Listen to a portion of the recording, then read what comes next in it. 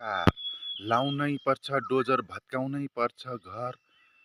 तर मैले यो असली सुकुम्बासीलाई होइन, ढुकुम्बासीलाई भनेको। बारम्बार सत्तामा आरोहण गरेर अर्थमन्त्री जस्ता भएर बारम्बार केन्द्रीय सङ्घीय सरकारमा गएर सङ्घीय सरकारको बागडोर सम्हाल्ने अनि ढुकुम्बासी हुने, नक्कली ढुकुम्बासी, सुकुम्बासी होइन ढुकुम्बासी हुने र राम्रो राम्रो महँगा महँगा काठमाडौँको जग्गा जमिनहरू सुकुम्बासी भनेर कब्जा गर्ने, आफ्नो छोराछोरीलाई युके अमेरिका अस्ट्रेलिया पढाउने, लाखौँ आम्दानी गर्नेमा पढाउने यस्ता मान्छे कहिले सुकुम्बासी हुनै सक्दैन। वास्तविक सुकुम्बासीलाई त माया गर्नुपर्छ।